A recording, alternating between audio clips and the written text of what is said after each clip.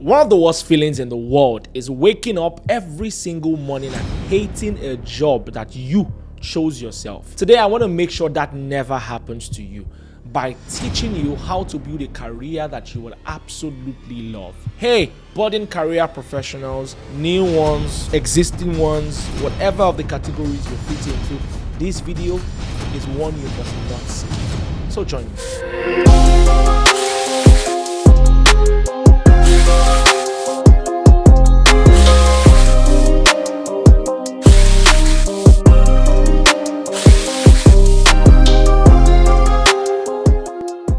Hi buddies, or what do we call ourselves? Welcome once again to another amazing episode of Mindscale with Olushola. It's always a delight having you every single week. Join me. Today I'm going to be talking about something I think is so important and I dare say is career defining. Most of the people that I find in the world today are, do I say, full of regrets. Sometimes with respect to the choices that they made with career. For so many people, once the alarm rings every single morning, there's some anger. Not just for the fact that they're waking up so early, but the fact that they're going to a job that they, in their opinion, should have no business doing. But anyways, before we solve and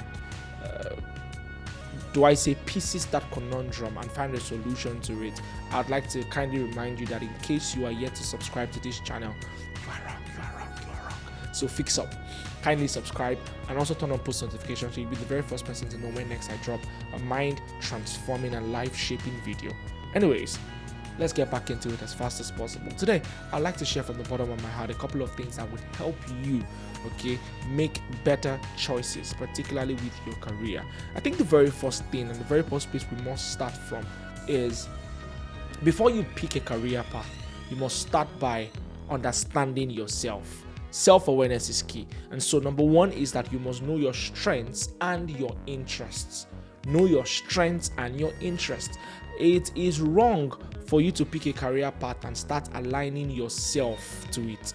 Instead, it is better for you to align your intended career path with what you are naturally good at and, I dare say, what you enjoy.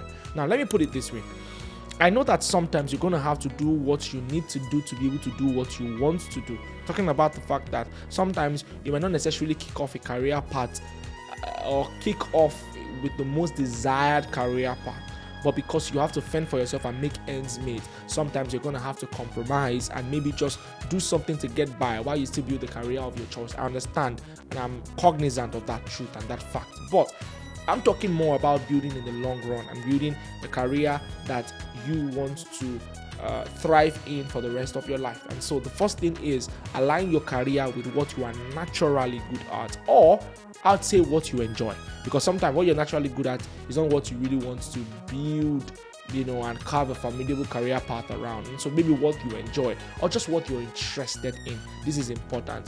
There was data that was released by Gallup's State of the Global Workplace, right? It was a research that actually showed that employees who use their strengths daily, are 6 times more likely to be engaged and 3 times more likely to report excellent quality of life. Here's what that statistic shows, is that people who use their strengths, by strengths we talk about people who do what they enjoy daily, people who do what they are great at, are 6 times more likely to be engaged.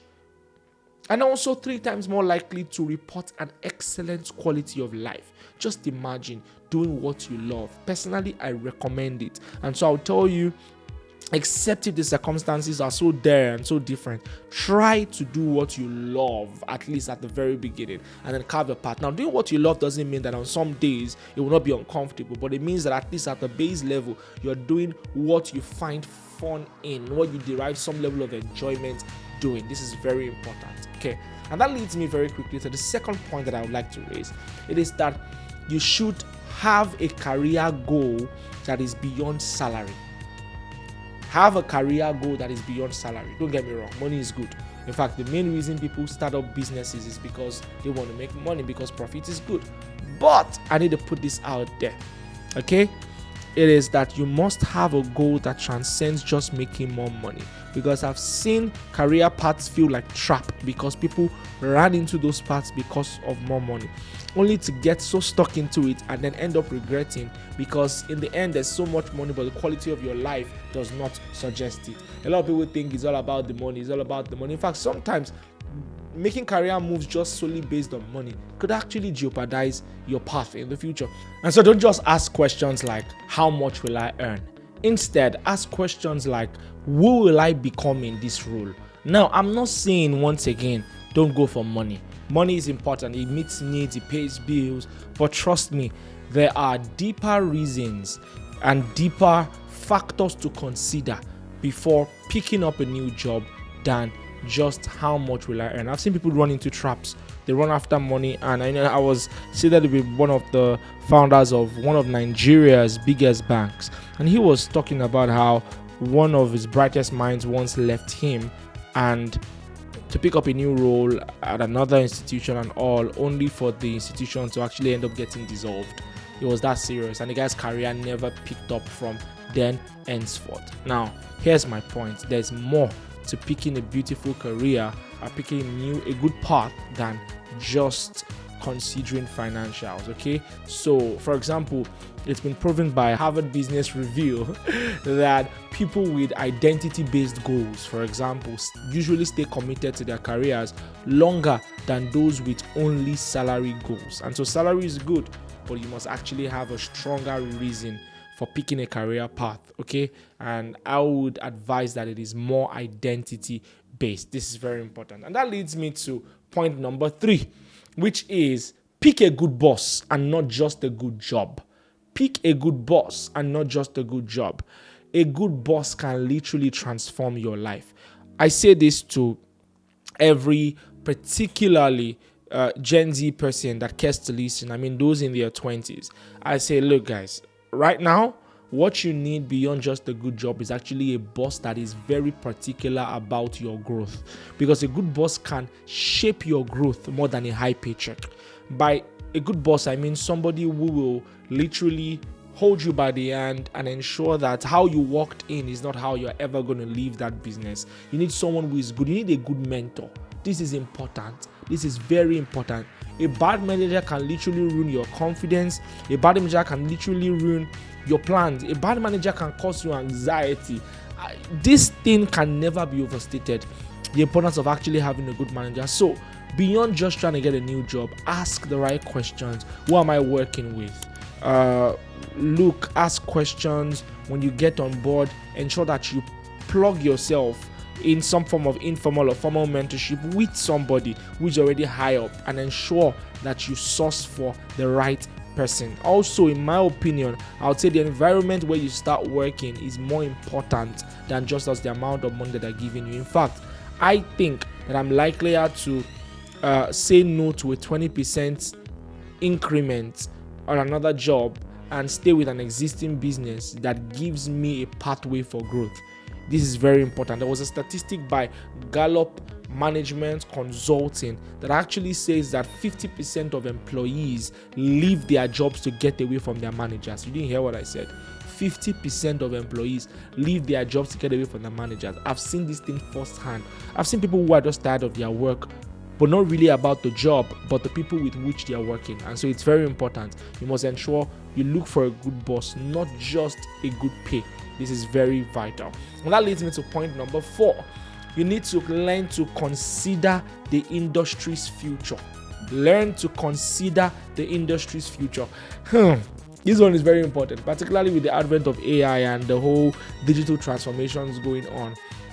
A whole lot of people could be quite short-sighted, particularly when choosing an industry. You want to pick an industry just because it seems to be the industry where things are happening right now. But listen, because it's the big thing now doesn't mean it will always be the big thing in the next 20 to 50 years. And this is important. I'm not saying you're going to be working for the next 50 years.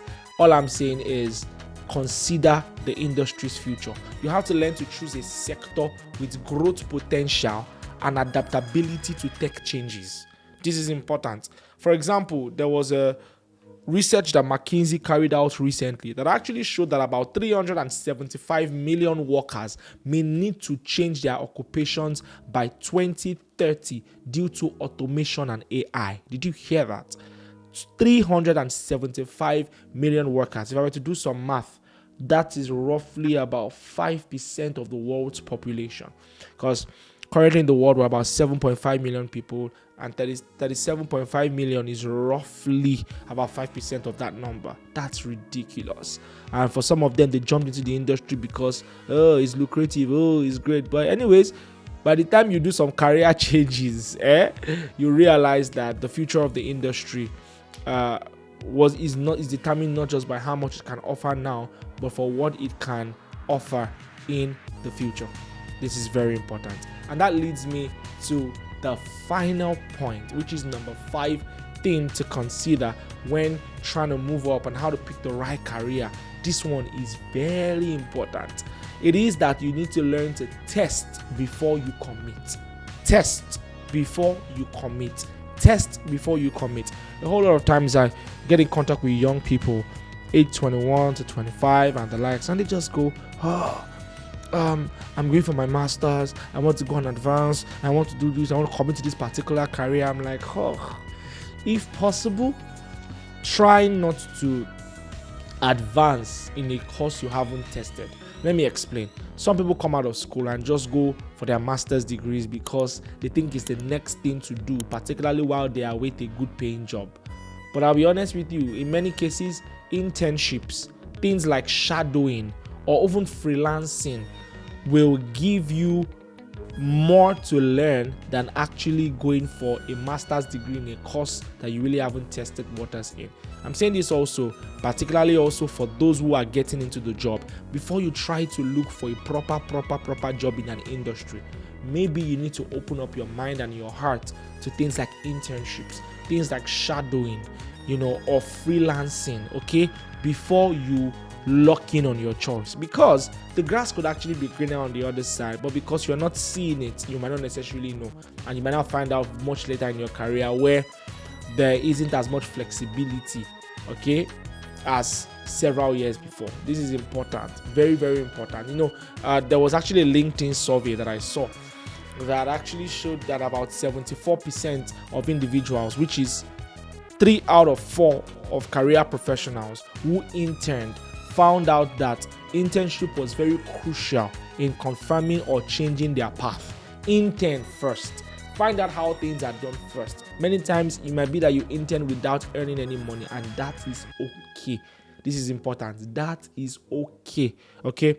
So don't be in a hurry. Don't try to overdo anything. Intern first. See what it looks like. Because sometimes the industry looks lucrative from the outside, or it looks like a proper path that you would love from the outside, only for you to commit fully to a job and you realize that it's making your life a living hell.